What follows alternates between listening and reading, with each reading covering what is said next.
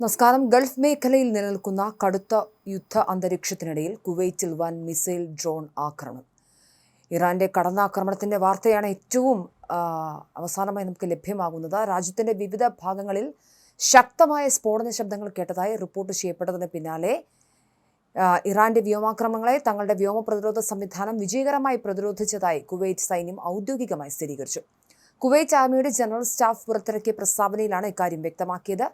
ജനങ്ങൾ കേട്ട ഉഗ്ര സ്ഫോടനങ്ങൾ വ്യോമ പ്രതിരോധ യൂണിറ്റുകൾ ശത്രുക്കളുടെ മിസൈലുകളും ഡ്രോണുകളും തകർക്കുന്നതിനിടയിൽ ഉണ്ടായതാണെന്നും സൈന്യം അറിയിച്ചു. മേഖലയിൽ അമേരിക്കയും ഇറാനും തമ്മിലുള്ള സൈനിക ഏറ്റുമുട്ടൽ ശക്തമായി തുടരുന്നതിനിടെയാണ് കുവൈറ്റിനെ ലക്ഷ്യമിട്ടുള്ള ഇറാന്റെ ഈ ആക്രമണം ഉണ്ടായിരിക്കുന്നത്. വ്യോമ പ്രതിരോധ സംവിധാനങ്ങളുടെ ഇടപെടലിനെ തുടർന്ന് തകർന്നു വീഴുന്ന അവശിഷ്ടങ്ങൾ, കഷ്ണങ്ങൾ അല്ലെങ്കിൽ തിരിച്ചറിയാൻ കഴിയാത്ത മറ്റു വസ്തുക്കൾ എന്നിവയുടെ അടുത്തേക്ക് പൊതുജനങ്ങൾ പോകരുത് എന്ന് സൈന്യം ശക്തമായ മുന്നറിയിപ്പ് നൽകിയിട്ടുണ്ട്. ഇത്തരം വസ്തുക്കൾ കടുത്ത അപകട സാധ്യതയുള്ളതാണെന്നും സുരക്ഷാ അധികാരികൾ നൽകുന്ന നിർദ്ദേശങ്ങൾ കർശനമായി പാലിക്കാൻ എല്ലാവരും ബാധ്യസ്ഥരാണെന്നും സൈന്യം ഓർമ്മിപ്പിച്ചു. സംശയാസ്പദമായ സാഹചര്യത്തിൽ എന്തെങ്കിലും വസ്തുക്കൾ കണ്ടെത്തുകയാണെങ്കിൽ ഉടൻ തന്നെ 112 എന്ന അടിയന്തര നമ്പറിൽ വിളിച്ച് വിവരം അറിയിക്കണമെന്ന് പ്രതിരോധ മന്ത്രാലയ വക്താവ് colonel Saud Abdul Aziz Al Otaibi സ്വദേശികളോടും വിദേശികളോടും അഭ്യർത്ഥിച്ചു. കൂടാതെ ഔദ്യോഗിക വാർത്താ ചാനലുകളെ മാത്രം ആശ്രയിക്കണമെന്നും വ്യാജ വാർത്തകളിൽ വഞ്ചിതരാകരുതെന്നും അദ്ദേഹം കൂട്ടിച്ചേർത്തു. എല്ലാവരുടെയും സുരക്ഷ ഉറപ്പാക്കാൻ അധികാരികളോട് പൂർണ്ണമായി സഹകരിക്കണമെന്നാണ് ഇറാൻ സൈന്യത്തിന്റെ ആവശ്യം. അതേസമയം പേർഷ്യൻ ഉൾക്കടൽ, ഹോർമൂസ് കടലിടുക്ക്, ഖേജം ദ്വീപ് എന്നിവിടങ്ങളിൽ അമേരിക്ക നടത്തുന്ന ശത്രുതാപരമായ നീക്കങ്ങൾക്ക് പകരമായാണ് കുവൈറ്റിലെ US സൈനിക താവളങ്ങൾക്ക് നേരെ ആക്രമണം നടത്തിയതെന്നാണ് ഇറാന്റെ ഔദ്യോഗിക വാർത്താ മാധ്യമമായ IRIB അവകാശപ്പെടുന്നത്. എന്നാൽ ഈ അവകാശവാദം സ്വതന്ത്രമായി സ്ഥിരീകരിക്കാൻ സാധിച്ചിട്ടില്ല. US-ഉം ഇറാനും തമ്മിലുള്ള സംഘർഷം അവസാനിപ്പിക്കുന്നതിനായി നിർദ്ദേശിക്കപ്പെട്ട അന്തിമ കരാറിനോട് ഇറാൻ ഇതുവരെ അനുകൂലമായി പ്രതികരിച്ചിട്ടില്ല.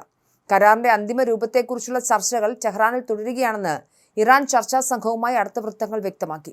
മേഖലയിൽ സമാധാനം പുനഃസ്ഥാപിക്കാനുള്ള ശ്രമങ്ങൾ നടക്കുന്നതിനിടയിലാണ് പുതിയ ആക്രമണങ്ങൾ. ഇസ്രായേലും ഹിസ്ബുള്ളയും തമ്മിലുള്ള പോരാട്ടം അവസാനിപ്പിക്കാൻ ധാരണയായതായും ഇറാനുമായുള്ള ചർച്ചകൾ വേഗത്തിൽ പുരോഗമിക്കുകയാണെന്നും US പ്രസിഡന്റ് ഡൊണാൾഡ് ട്രംപ് പ്രഖ്യാപിച്ചതിന് തൊട്ടു പിന്നാലെയാണ് വീണ്ടും സംഘർഷം കടുത്തത്. ബെയ്റൂട്ടിന് നേരെയുള്ള സൈനിക ആക്രമണം പിൻവലിക്കാൻ ഇസ്രായേൽ പ്രധാനമന്ത്രി ബെഞ്ചമിൻ നെതന്യാഹു സമ്മതിച്ചതായും വെടിനിർത്തലിന് ഹിസ്ബുള്ള തയ്യാറായതും ട്രംപ് വ്യക്തമാക്കിയിരുന്നു. എന്നാൽ ഈ പ്രഖ്യാപനങ്ങൾക്ക് പിന്നാലെ ലബനനിൽ നിന്നും ഇസ്രായേലിന് നേരെ 2 പ്രൊജക്ടൈലുകൾ തൊടുത്തുവിട്ടതായും അവ തങ്ങളുടെ വ്യോമ പ്രതിരോധ സംവിധാനം തകർത്തതായും ഇസ്രായേൽ സൈന്യം അറിയിച്ചിരുന്നു. US-ഉം ഇറാനും തമ്മിൽ കഴിഞ്ഞ ദിവസങ്ങളിൽ രാത്രികാലങ്ങളിൽ മിസൈൽ ആക്രമണം നടന്നതിന് പിന്നാലെ പുതിയ യുദ്ധമുഖങ്ങൾ തുറക്കുമെന്ന് ഇറാന്റെ റവല്യൂഷണറി ഗാർഡ്സ് ഭീഷണിപ്പെടുത്തിയിരുന്നു.